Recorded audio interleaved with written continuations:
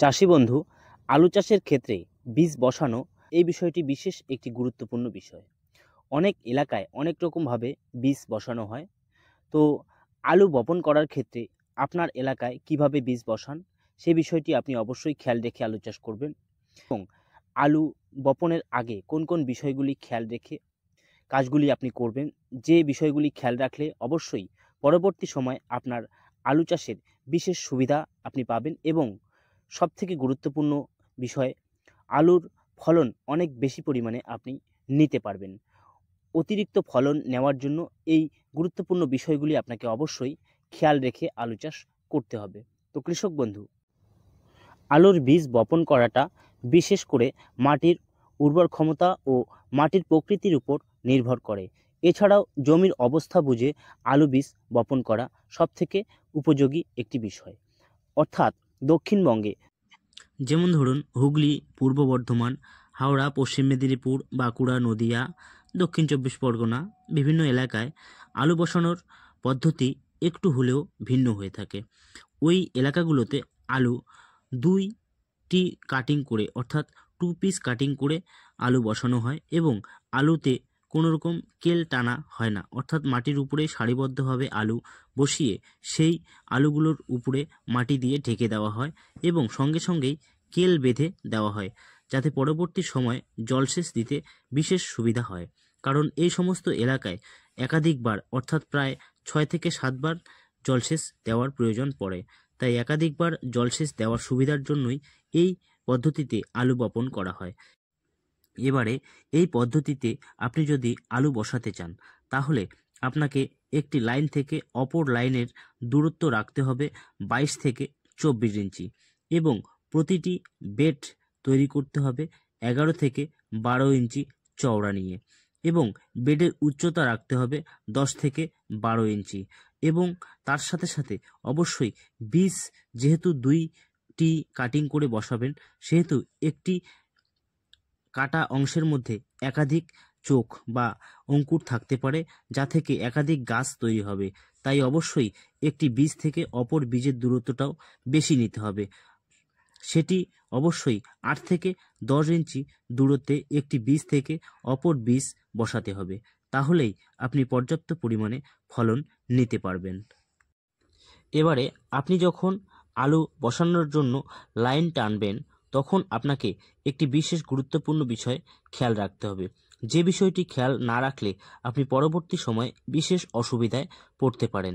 তো এই গুরুত্বপূর্ণ বিষয়টি জানার আগে আপনার কাছে একটি অনুরোধ, আপনি যদি আমার চ্যানেলটি এখনও সাবস্ক্রাইব না করে থাকেন, তাহলে অবশ্যই অনুরোধ করব এই ধরনের কৃষি বিষয়ক ভিডিও নিয়মিত পাওয়ার জন্য চ্যানেলটিকে সাবস্ক্রাইব করে রাখবেন এবং ভিডিওটি প্রচুর পরিমাণে শেয়ার করবেন, যাতে প্রত্যেক কৃষক বন্ধুই ভিডিওটি দেখে উপকৃত হতে পারেন। তো এইভাবে লাইন টানার আগে আপনাকে যে বিষয়টি খেয়াল রাখতে হবে, সেটি হচ্ছে আপনার জমির অবস্থা বুঝে, অর্থাৎ আপনার জমি যদি উঁচু নিচু বা ঢালু থাকে, তাহলে আপনাকে অবশ্যই জলসেচ দেওয়ার সময় বিশেষ অসুবিধায় পড়তে হয়। তাই অবশ্যই আপনার জমি উঁচু নিচু বা ঢালু থাকলে সেই অনুযায়ী আপনাকে লাইন টানতে হবে, যাতে পরবর্তী সময় জলসেচ দেওয়ার সময় একদিকে জল জমে না থাকে। সমানভাবে সমস্ত জমিতে জল দেওয়ার চেষ্টা করতে হবে, তাহলেই অবশ্যই আলুতে পর্যাপ্ত পরিমাণে ফলন নেওয়া সম্ভব হবে। আর যদি অতিরিক্ত পরিমাণে একটি নির্দিষ্ট জায়গায় জল জমে যায়, সেখানে কিন্তু আপনি পর্যাপ্ত পরিমাণে আলুর ফলন কখনোই নিতে পারবেন না। বিশেষ করে জল ধারণ ক্ষমতা যদি জমির বেশি থাকে, সেই ক্ষেত্রে তো আপনার কখনোই আলুতে পর্যাপ্ত ফলন হবে না। তো অবশ্যই এই বিষয়টি খেয়াল রেখে আপনি আপনার আলু জমির লাইন টানার চেষ্টা করবেন। এবং তার সাথে সাথে যে বিষয়টি আপনাকে খেয়াল রাখতে হবে, সেটি হচ্ছে আপনার জমিতে যদি জল ধারণ ক্ষমতা বেশি থাকে বা জমি ভেজা ভাব থাকে, তাহলে অবশ্যই উত্তর দক্ষিণ দিক থেকে লাইন টানার চেষ্টা করবেন। তাহলে সূর্যের আলো অবশ্যই যতদিন পর্যন্ত গাছ জমি ঢেকে না যায়, ততদিন পর্যন্ত গাছের গোড়ায় মাটিতে পৌঁছবে এবং মাটি শুকনো রাখার সাহায্য করবে। আর যদি আপনার জমি অতিরিক্ত চড়া মাটি হয়ে থাকে, অর্থাৎ জলধারণ ক্ষমতা কম থাকে, তাহলে অবশ্যই পূর্ব পশ্চিম দিকে লাইন টানবেন।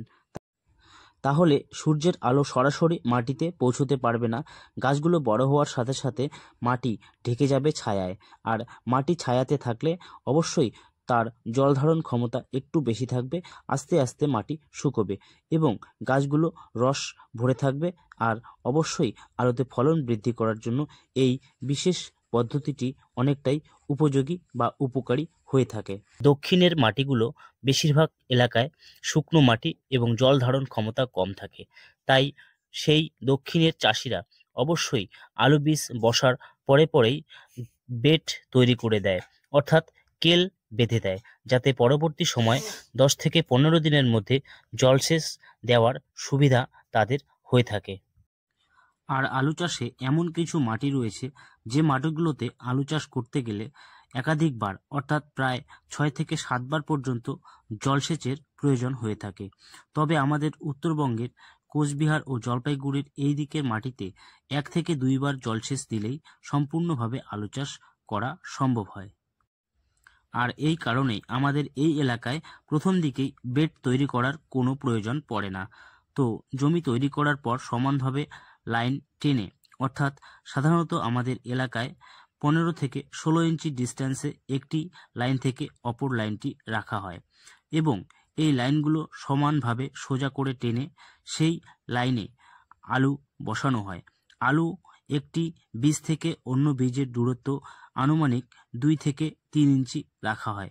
সেটি অবশ্যই এক এক চাষি এক এক রকম ডিস্টেন্সে আলু বসান এবং অবশ্যই আলুর জাত ভেদে বিভিন্ন রকম ডিস্টেন্স দেওয়া গুরুত্বপূর্ণ একটি বিষয়।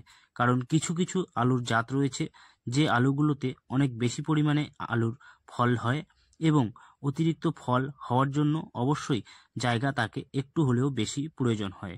তাই উচ্চ ফলনশীল বীজ বসালে এই বিষয়টি খেয়াল রেখে বসানো বিশেষ গুরুত্বপূর্ণ।